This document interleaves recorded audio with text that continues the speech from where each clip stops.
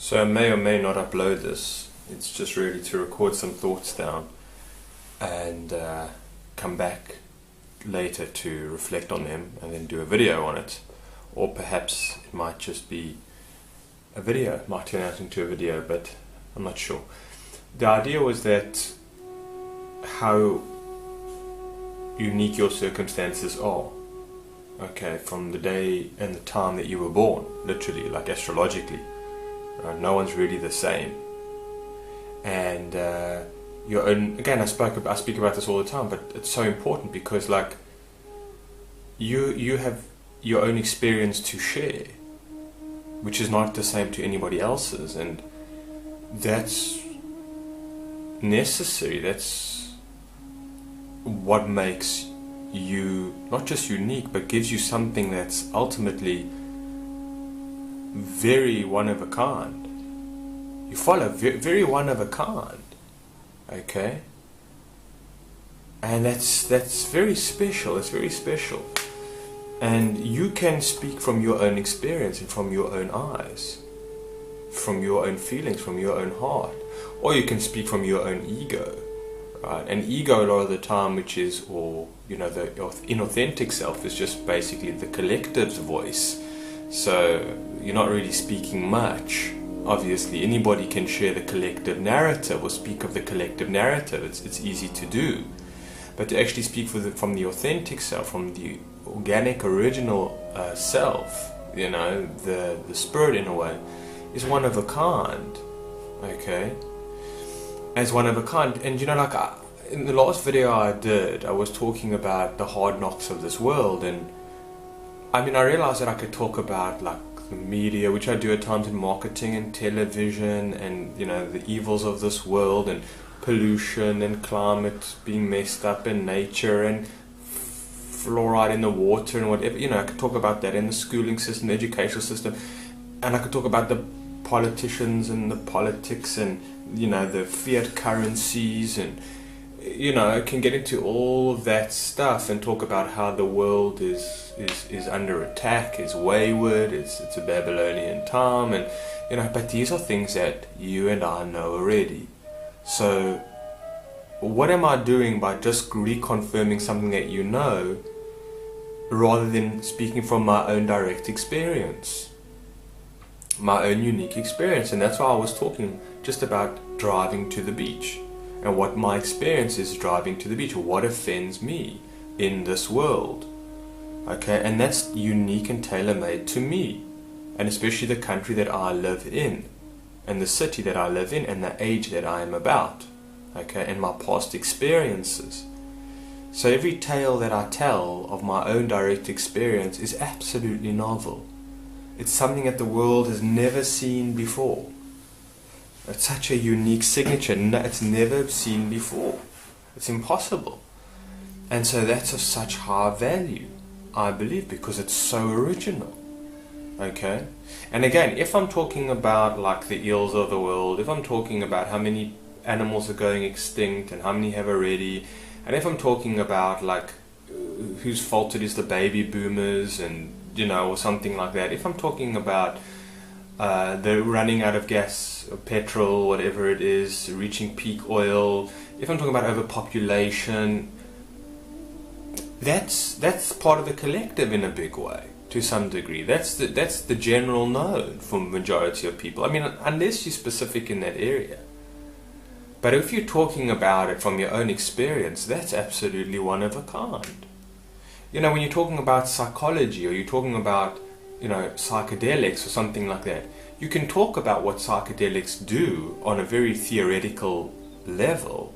Not theoretical, but you know, from a very removed level. Or you could talk about your own direct experience of what it's felt like to take psychedelics, right? I mean, on the one hand, you can just talk about the compounds that are involved in it, and how it reacts on the neuro systems of the brain or something like that, and what does it do to the heartbeat, and what does it do to the visual cortex or something like that, and what does it do to the vibrations of sound and things like that. You can talk about that, or you can talk about your own experience, or you can be a psychologist. You can talk about traumas, you can talk about childhood traumas, okay, but maybe you don't talk about your own, right? And so what you're doing is just regurgitating somebody else's insights a lot of the time. Sometimes it can be your own insights, but it's missing the heartbeat. The heartbeat is your own unique experience with trauma, your own unique experience with anger, your own unique expression with anxiety or depression or something or other. Okay? Not just to take on a label and to say, well, this is depression. So what is depression to you? What is anxiety to you? What is joy to you? What does a peach taste like to you? Okay?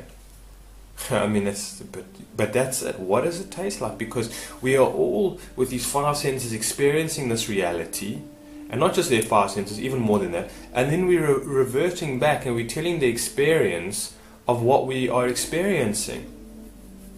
You know, so we're taking in this world, and then it's hitting us on who we are level type of thing, and then we're talking about it like. One thing with channelers, you know, when people channel, a lot of the time people will say like, my guides or the people that, you know, I channel for, they'll still remind me from time to time that they're not living in the flesh, you know, they're not in the 3D world.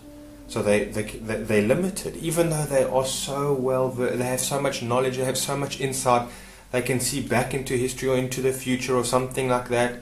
They can see into your past lives. I mean, they got so much information, so much data, right? And maybe they have lived human lives before, even if you want to go that extent, you know, which is possible. Anything's possible. But they're not in the flesh right now. They're not in the human primate body in 2019, being at the end of April, right now.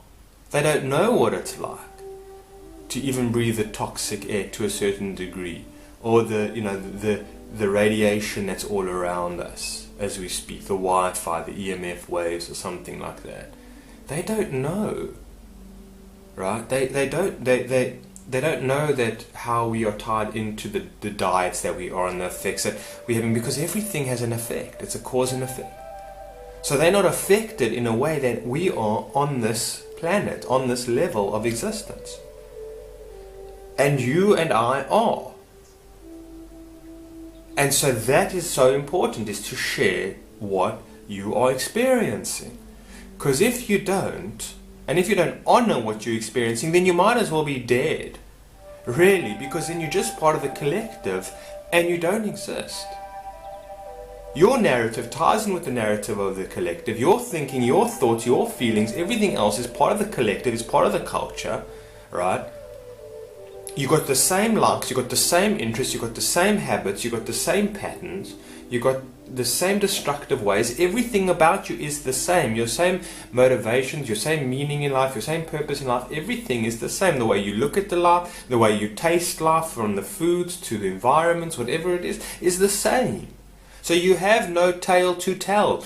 I know some people, probably in their 60s, right? They can sum up their life story in like 5 minutes. Like they can say, well, I went to school, then I went to university, then I got married, then I got a job, and I've been in the same job since then, and I had 3 kids, and that's it. And I played golf, and I followed this football team or whatever it is, and I like to drink this kind of coffee, and then you can meet somebody who will take a lifetime, and who's also of the same age, can take a lifetime of what they can share from their experiences, from their adventures, from their travels, from their relationships, you know, from their heartbreaks to just the real depth and real richness of their experience, because they've really been alive, you know. And I'll tell you tales, and like for myself, when I come across these people and they tell me these stories, like, oh, when I was in the 1970s, I found myself in North Korea. Like, what? Yeah, and then that's actually when I met my first wife, and it's like, wow. And then we went to go live, and you know, and those are interesting people. Those are people that aren't so much part of the collective, which I very seldomly find.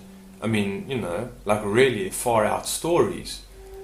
But most people are just, in fact, can sum up their lives within such a few minutes. Anyway, so my point being is that one of, I think, our reasons for incarnating, yes, there's many reasons, okay? But one of the big reasons I feel is to tell your tale, or to acknowledge your tale, your story, your narrative, your experience, what it's like exclusively to your existence, okay? And to honor that, because if you don't honor that, then you don't exist. Again, you just don't exist in this world. Maybe spiritually or whatever it is, you know, fifth dimensionally or something. But I'm talking about right here, right now. The Aaron Goch narrative.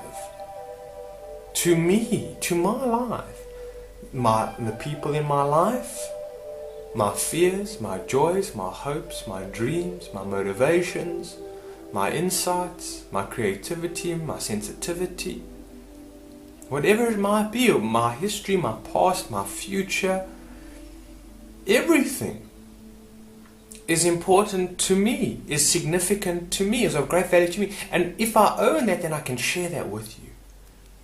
Then I have something deeply and profound to share with you. Okay? And I believe that it would be not just entertaining, but beautiful and insightful for you to receive.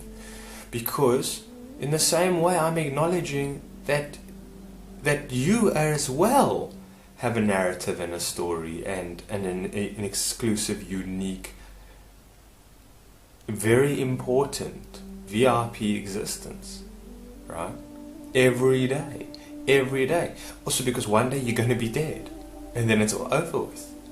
So it's now, okay? It's in this lifetime. And so that's what I'm saying, is that part of our narrative to come down here to incarnate, I'm saying one of our purposes to incarnate is to honor the self-direct experience of your very being, in relationship with your future, relationship with your past, relationship with yourself, relationship with others, relationship with nature, relationship with the divine, the Most High, your relationships to psychedelics, to animals, that's it, your relationship to your dreams.